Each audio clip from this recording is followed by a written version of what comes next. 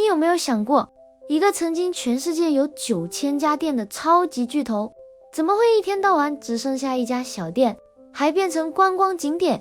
他不是卖冰淇淋，不是卖咖啡，他是租录影带的。没错，他就是 Blockbuster。而他的故事要从一位德州工程师和他老婆的一句话开始讲起。1980年代，美国刚开始流行起录影带出租，大部分的店都开在小巷子里，昏昏暗暗堆满了录像带，分类乱七八糟。老板有时候还会偷偷租成人动作片。这时候有一个工程师叫 David Cook， 他本来是做油气软体的，开了一间小公司叫 Cook Data Services， 想靠帮石油公司管资料赚钱，结果没赚到什么钱。某天他老婆 Sandy 跟他说一句话，最近租录影带好像很赚钱耶，要不要来搞看看？其实一开始 David Cook 的原意并不是自己开店卖片，而是想开发一套租片店用的库存管理系统，卖软体给别人用。结果跑去市场调研的时候，他发现这些租片店根本没有系统，很多还在用笔记本登记，环境杂乱，管理混乱，客户体验烂到不行。他那时候就想，我软体卖不动，还不如我自己来开一间示范店，做给大家看。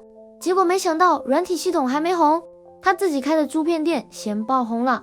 David 一听，工程师脑袋开起来啦，他想说资料都可以用电脑管啊，进货用数据算分类系统也可以自动化，这东西根本可以标准化连锁化吧。于是他们在1985年在德州达拉斯开了第一间 Blockbuster， 蓝色黄色的招牌，明亮的灯光，墙上摆着整整齐齐6500部电影，当时同业只有500片而已。再来一个关键，他们完全不租成人片，要做家庭友善的租片空间。结果第一天就爆红，大家都说这间店选片超好逛。 Blockbuster 靠着科技加品牌定位加大库存一炮而红。但这时候 David 不是最会赚钱的那种人，真正让 Blockbuster 飞起来的是另外一个人。1987年，一个连锁界的超级玩家 Wayne Huizenga 出现了。这个人很猛，他之前是垃圾处理公司 Waste Management 的创办人，靠整并全美国的小型清洁公司做大。他发现 Blockbuster 这个模型可以复制，于是买下控制权，开始全国大扩张，开新店并购小租片店，全部换成 Blockbuster 的招牌。黑森卡是个很擅长复制的狠角色，他不是慢慢开分店，而是大量买现成的租片店，然后一口气换上 Blockbuster 的招牌。这种手法叫 Buy and Flip。 他最夸张的时候，一年可以处理1000家门市的扩张案。你想象一下，那时候美国几乎每个社区商场街角都看得到那个蓝黄相间的 Blockbuster 招牌。这里必须提一个 Blockbuster 能打败所有小店的商业机密。在80年代，一卷录影带的成本高达60到100美金，小租片店根本买不起太多热门片，客人常常租不到。但 Blockbuster 做了一件破天荒的事，他们跟好莱坞片商签了一份收入分成协议 Revenue Sharing。 Blockbuster 说，我不先付几百块买断，我每片只给你6块美金成本价，但我每租出去一次分你一半的钱。这招简直是降维打击， Blockbuster 的成本瞬间从每片100块变成6块。他们可以把热门电影泰坦尼克号直接铺满整整一面墙，这种保证租得到的霸气直接把隔壁小店逼上了绝路。结果怎样？疯狂到什么地步？ Blockbuster 最巅峰的时候，在全世界有超过9000家门市，员工数万人，每个周末晚上成千上万的家庭会开车去店里挑几片电影外加爆米花带回家开影展，它变成了美国文化的一部分。你如果是80、90年代的小孩，一定记得那种气氛，排队找片晚还被罚钱，然后爸妈碎念的画面。另外很多人不知道的是， Blockbuster 除了租电影，他们后来也切入电玩市场，提供游戏租赁服务。那时候 PS2、Xbox、GameCube 三方大战，很多小朋友暑假最期待的就是跑去 Blockbuster 挑一片游戏回家玩个3天。某种程度上，这也算是 Gamefly 的雏形。只不过 Blockbuster 没继续往线上走，错失了建立游戏串流订阅平台的机会。但这时候也埋下一个地雷， Blockbuster 有一个隐藏的赚钱秘技，缓还片的罚金。你如果多租一天，可能被收个几块美金。那时候很多人租片根本是借2天拖4天，这个罚金曾经占了 Blockbuster 营收的一大部分。而这种靠消费者犯错赚钱的逻辑，未来就变成致命伤。1994年又来了一个大金主，媒体集团 Viacom 拿出84亿美元把 Blockbuster 买下来，原因不是因为他们爱猪片，而是因为 Blockbuster 赚钱超稳。Viacom 想拿这笔现金流去买更大的 Paramount 影业，这里的内幕其实更黑暗。Viacom 的老板 Sumner Redstone 买下 Blockbuster 后背了巨额债务，为了还债，他并没有把 Blockbuster 赚来的钱拿去投资网络研发，而是全部抽走拿去还债。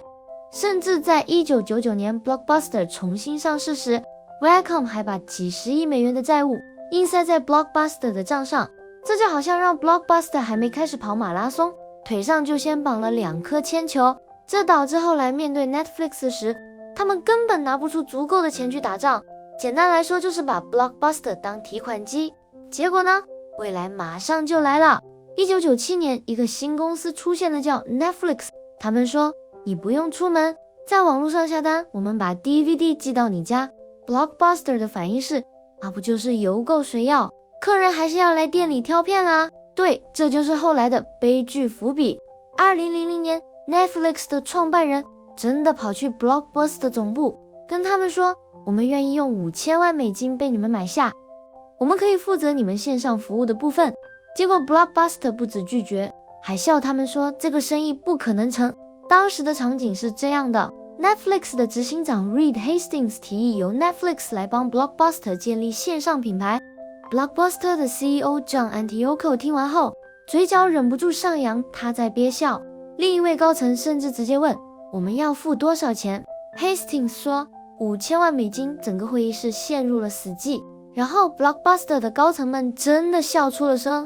对他们来说，这群硅谷来的小伙子简直是来讨饭的。这次羞辱也成了 Reed Hastings 后来要把 Blockbuster 彻底弄死的最大动力。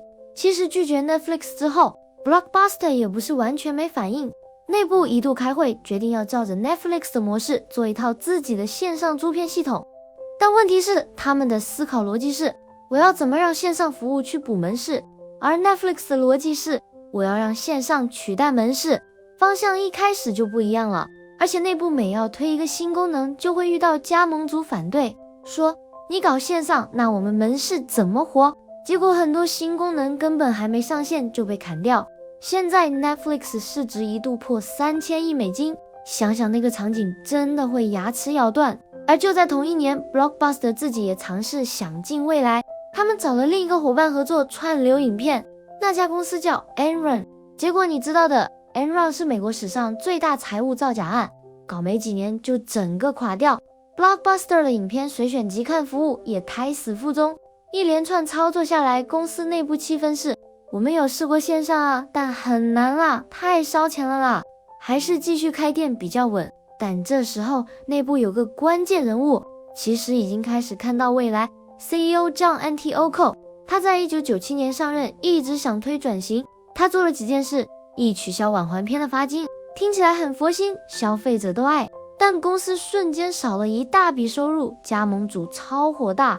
而且更尴尬的是，这个 No More Late Fees 后来还被20几个州政府调查说他们广告写免罚金，但实际上如果你忘了还片，过一段时间 Blockbuster 还是会直接把那片当作卖你处理。很多消费者一怒之下投诉说这是欺骗， Blockbuster 最后赔了上千万美元和解，还得强制修改广告文案。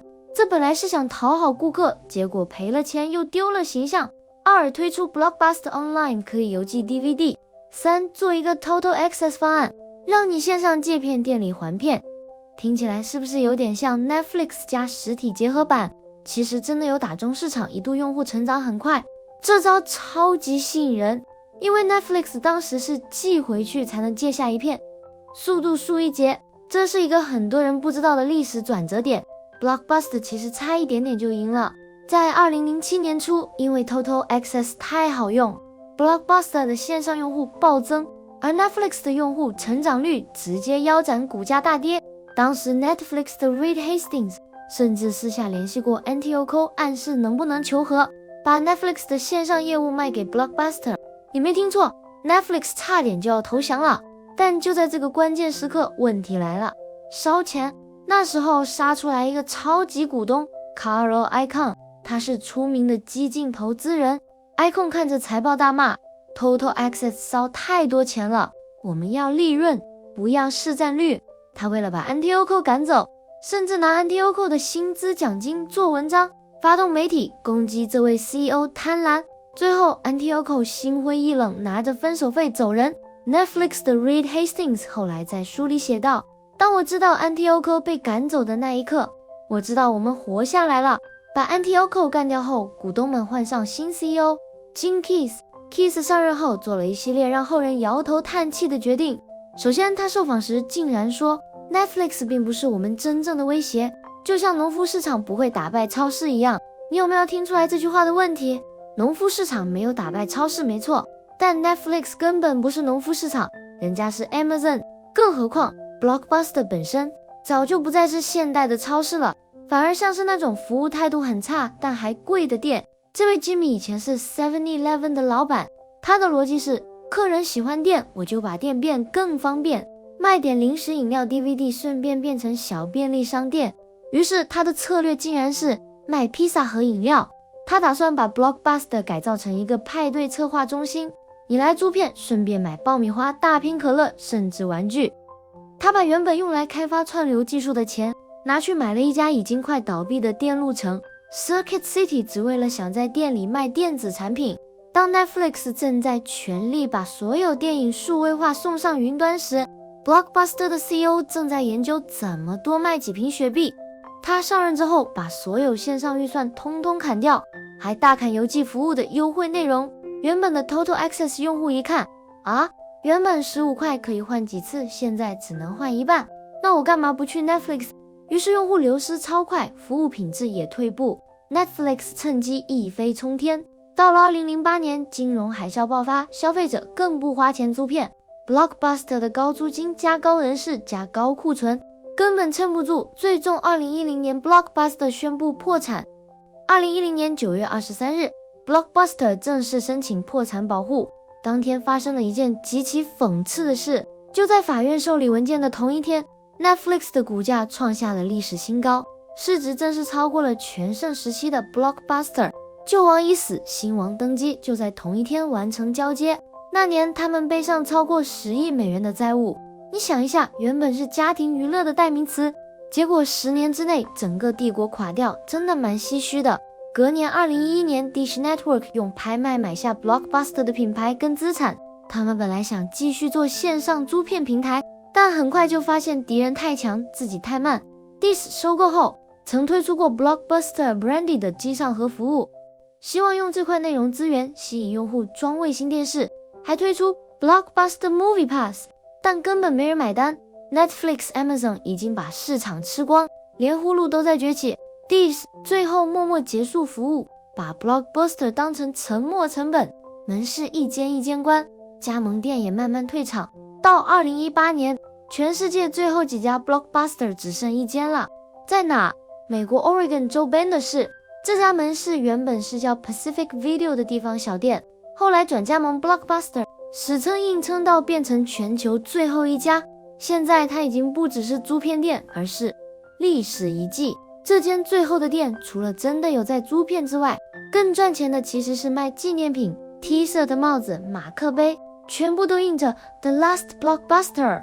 他们甚至还自己拍了一部纪录片，把整个 Blockbuster 的历史讲了一遍，片名就叫 The Last Blockbuster。 这部片在 Netflix 上播出，观众纷纷留言，太讽刺了吧，被 Netflix 杀掉的品牌，最后的纪录片还得在 Netflix 上看。而时间来到2024年， Blockbuster 变成一种怀旧 IP， 英国伦敦甚至开了快闪体验店，让你进去选片，然后拿到的其实是线上串流的兑换码，一张 KitKat 联名的兑换券。